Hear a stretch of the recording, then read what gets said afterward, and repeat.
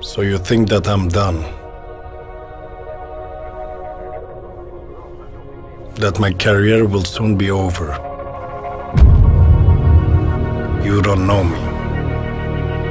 All my life I had to fight. No one believed in me. So I had to believe in myself.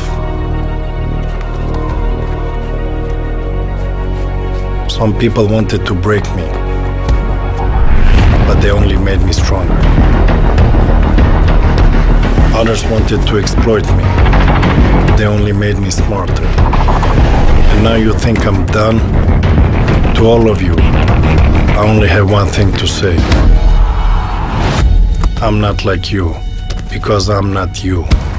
I am Zlatan Ibrahimovic, and I am just warming up.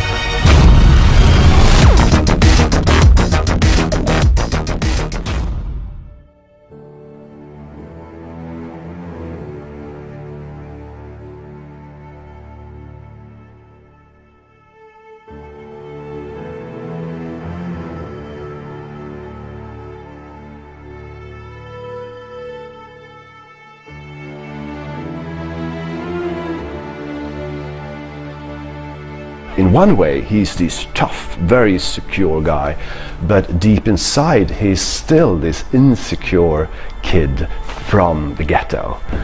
So he has this inside, and I think he uses it, this insecurity and this anger that his childhood gave him. You know, this anger, I want to show them. They think that I'm just this little, immigrant kid, but one day I will show them.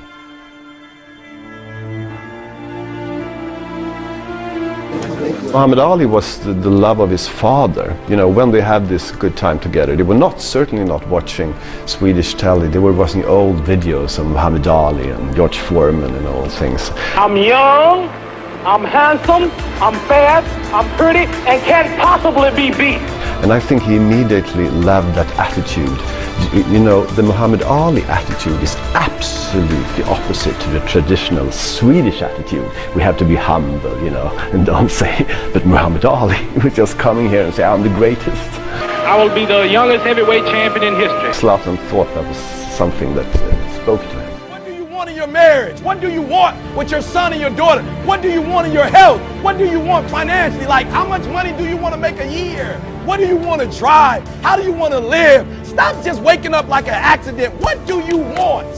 And then once you find out what you want, spend the rest of your natural life waking up and going after it. Don't ever let somebody tell you you can't do something. You got a dream, you got to protect it. People can't do something themselves. They want to tell you you can't do it. You want something, go get it. Period. This kid's gonna be the best kid in the world. This kid's gonna be somebody better than anybody ever knew. Let me tell you something you already know. The world ain't all sunshine and rainbows. It's a very mean and nasty place, and I don't care how tough you are, it will beat you to your knees and keep you there permanently if you let it. You, me, or nobody is gonna hit as hard as life. But it ain't about how hard you hit. It's about how hard you can get hit and keep moving forward. How much you can take and keep moving forward. That's how winning is done. Now, if you know what you're worth, now go out and get what you're worth. But you gotta be willing to take the hits and not pointing fingers saying you ain't where you wanna be because of him or her or anybody. Cowards do that, and that ain't you.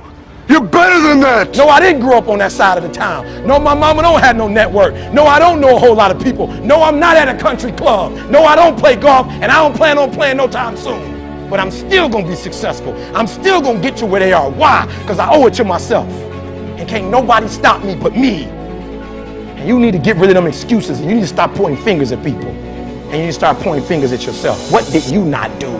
She lived in a very tough neighborhood. Later he met guys who said, nice to meet you and things like that. But in the words Zlatan grew up, you have to show, look at me, hey, you have to be tough. And that was, I think, his first lesson. To survive, you have to be tough.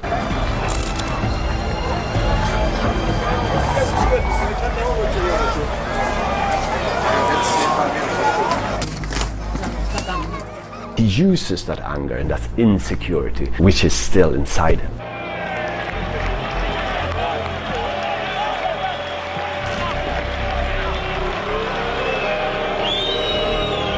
He lived first with his mother, with his 5 siblings, and his mother was a cleaning lady, and sometimes he hit him with his wooden spoon, and sometimes his mother hit him so hard that this wooden stone broke, and then he had to go buy another one, as it was his fault that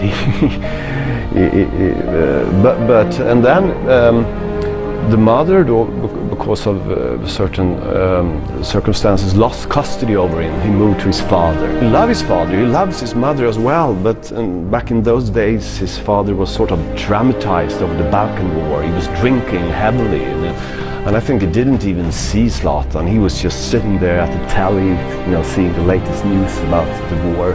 The best careers are the people who come from kind of tough backgrounds. They have to fight a lot, and also I think in his case, he got kicked out of his house a lot, and outside his building there was a pitch, and of course he spent most of the time there. So if he was from a safer family where he could stay at home and watch TV, maybe he wouldn't be out of the pitch so much. In the tougher parts, you're taught the hard way, and I would say that Zlatan he's no angel, he's no saint. He's probably done quite a few things that most people wouldn't be proud of, but then again, that is part of what made him so tough, that he could go all the way to the top. So the background makes all the difference, I think. Här var jag bor nu i Ljuså, det är hur trevligt som helst. Jag stormtrivs här faktiskt. Alla känner alla här. När man går på gatan kan man bara stanna till vid någon, kvittar hur gammal hon eller han är. Så snackar man med den personen. Till exempel jag kan gå ut på balkongen och kasta ner 20-lapp till en av småorna, gå och handla mjölk. Springer man iväg och handlar mjölk, kommer tillbaka. Så det är på många sätt man kan förklara varför man trivs. He is a good bike stealer. He was... When he was young, he stole some bikers and he makes With him. Not with me, with He used to run good from the cops when he stole bikes, and he was a very fast guy. Yes. Any grown-up saw him, they thought, what is this guy gonna steal or something? They didn't see him in any positive way. The only place where they sometimes saw him in a positive way was on the football ground. So I think football was the first way for him to be seen in a positive way. Jag kanske går för långt ibland.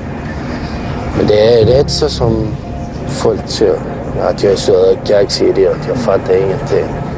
Där jag har mina gränser. Jag kan även vara ödmjuk ibland. Jag väljer oftast vara mest kaxig.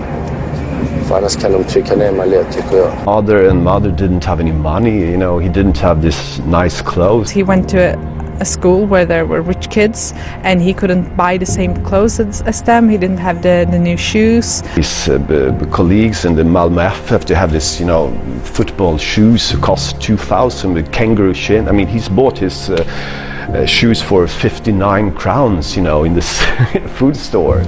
As a teenager, you want to fit in, and he felt that he didn't, and that I think was quite hard for him. The feeling that you treated him as this little ghetto kid. If you go, I think Zlatan is so nice to be with, but if you pretend to be upper class and try to fool him and look down at him, he remember, and he get angry. He was not a fantastic talent at very early age. He grew from 15, 16 to 18, 19 very, very fast. And there were actually a few talents that were considered to be better than him in the early days. But 18, 19, he really turned out to be a super talent, and then nothing could stop him. And his mindset was there from very early on, I would say. Jag gillar till exempel dribbla, det vet ju hela Sverige nu. Jag gillar dribbla. Så ibland istället för att passa dribbla. Så visst kan en lag kan bli sur, men det är ett sånt som händer. Det är inget. Utan det är rätt kul. Fotboll ska vara kul. Och det är kul är det inte långt att spela egentligen. When he came out in the professional world, from Sweden, where he was only known as Zlatan by first name, he changed so he would have Ibrahimovic on his shirt on his jersey because he wanted to honor his background.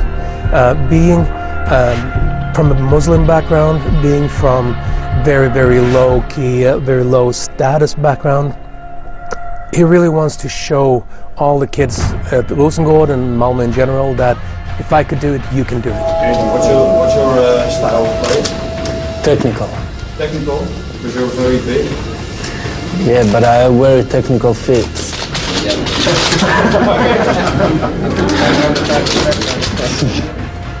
I think in Barcelona he just felt again as this immigrant kid who come to Malmö with this well-behaved middle-class kid who didn't understand him. And I think there was the same story all over. And football can change very fast. My problem in Barcelona was one man, and that's the philosopher. He was my problem. Guardiola didn't understand him, and he couldn't really cope with that kind of character. He was 17, let's not forget, you know, and I wanted to give him a trial with the first team, and he turned it down. He said to me, I don't make trials. You take me or you don't take me.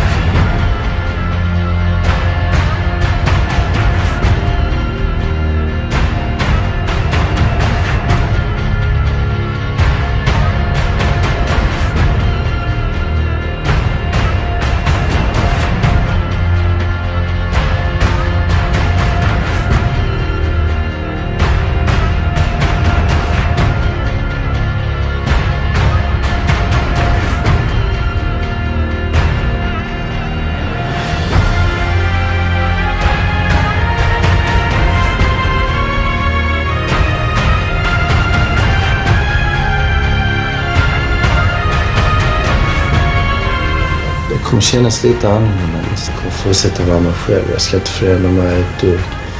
Utan det gäller bara att vara försiktig med den ekonomiska biten, med min personlighet och det ska vara som vanligt.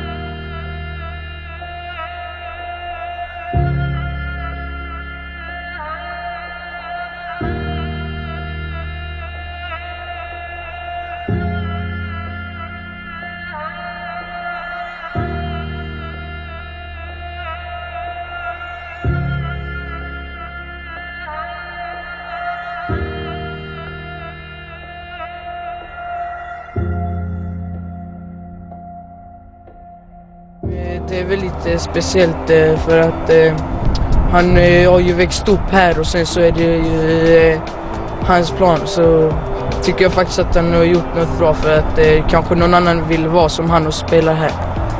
Så jag tycker det är faktiskt speciellt. Jag vill bli som Zlatan för att han kan spela och har gjort bicicleta i över 20 meter. För att han skjuter bra, han kan göra bra så bicicleta och sånt. Och vi gillar han för att han spelar för vårt landslag. Zlatan is your hero? Yes, ja. Why? Han är bra, han har bra taktik, bra bollkontroll och ja. För att han spelar bra, han har bra kontroll, han skjuter i mål bra, han dribblar bra. Så.